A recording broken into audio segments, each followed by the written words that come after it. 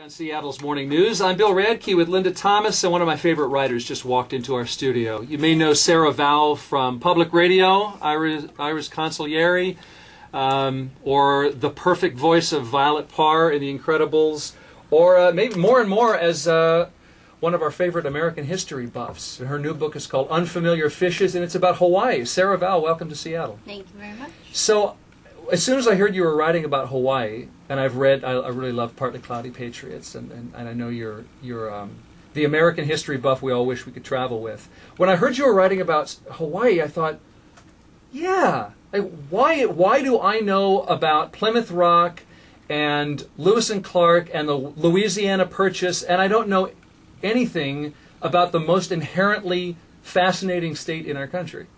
Why don't you know about it? Yeah. I don't know why. Because I didn't study, or is there some deeper reason? Doesn't it seem like we're oddly in the dark about how that came to be? Yeah, I think so. I mean, that was one reason I kind of wanted to write the book. I like to write about things people don't know or care about. You know, President Garfield. Mm-hmm. No, I mean, it's such a fascinating history, and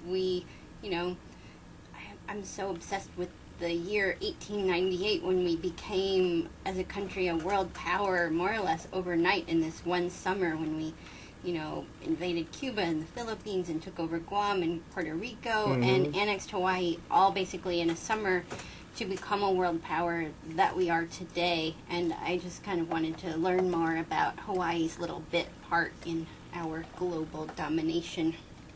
I wondered if one of the reasons we don't know about it is we kind of don't want to know. Like, I'm on vacation. I don't want to think about what's probably not a great story. Yeah, that's actually when I started writing the book, because I had been to Honolulu before and gone to the old palace of the overthrown queen, and then when I went back there again with some Californians just for a sort of vacation, and I was trying to rouse everyone from their lounge chairs and saying, this is so fascinating, you should know about this. I mean, they wouldn't put their umbrella drinks down, but they would have been rewarded if they had, because even though it is a sort of sad story, and the United States doesn't always come off so well in it, there are still all of these fascinating figures and characters, whalers and missionaries and Mormon conmen and, the whole thing. I write about the decades leading up to American annexation, so it's a story of how Americans were busy Americanizing Hawaii for decades before it became our official territory. And I think that there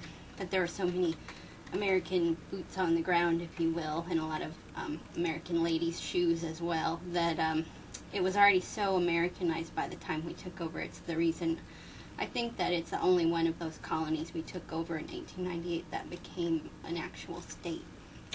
How does the Hawaiian story compare with our experience with those other Native Americans? Well, in some ways there are a lot of very real connections. Like, I'm part Cherokee, and the same group of New England missionaries who were based in Boston that went and to Christianize the Hawaiians, and their children stayed and started the sugar plantations and overthrew the Queen. It's that same group that they sent missionaries to the American Indian tribes and all over the world to, places that don't really exist anymore, like Ceylon, or places with different names like Palestine.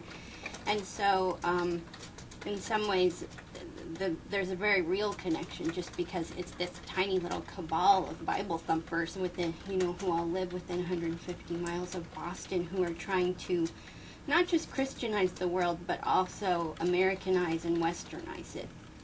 I've only been to Hawaii one time, and the biggest thing that struck me, I was curious about Hawaiian culture, but I got there, and what is Hawaiian culture? Is it right that there's not a single majority race? It really is a mix. Yeah, part of that comes from the consequences of the old sugar plantations that the missionary descendants started, because they had to import all of these laborers from all over the world, from China, Japan, Korea, Portugal, and all of these people, settled there. And my favorite way this manifests itself is the food and the classic Hawaiian plate lunch that is, yes, it's a little of everything. Rice and macaroni salad, and then some, and pig. Yeah, and Hawaiian or Asian meat or fish, and it's sort of this kind of hodgepodge that I mean, it's such a beautiful little, like America on a plate, really. But, I mean, the reason all those people, you know, were brought there who didn't speak one another's languages because the sugar plantation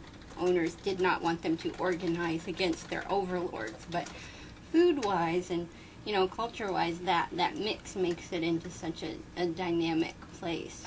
Well, and we're talking with Sarah Vowell, by the way, author of Unfamiliar Fishes. And that's my last question. America is headed toward not having a majority of any one race someday. Mm-hmm. So are there any lessons coming out of Hawaii and how to deal with that, or is it its own thing? Well, are there any lessons? I mean... Positive or gloomy? I mean, I would say on the positive side, you know, lunch options always get better when that happens. True. I mean, Hawaii's interesting, too, because those cultures, they still, like, those people retain some of their, you know, original ethnic identities, and I mean, they more or less get along, you know. So, I mean, I'm not worried about that. Okay. The melting pot to the lunch plate That's in right. Hawaii. Sarah Vowell is author of Unfamiliar Fishes, which has to do with what rises up when that big wave of stuff comes. That's right. And you never know what the effect is going to Big be wave when of white people. yes, when unfamiliar fishes wash up. Sarah, you're going to be at Town Hall in Seattle tonight at 7:30? That's right. Come on down. All right. Sarah Vowell joining us live. Thanks. Thank you.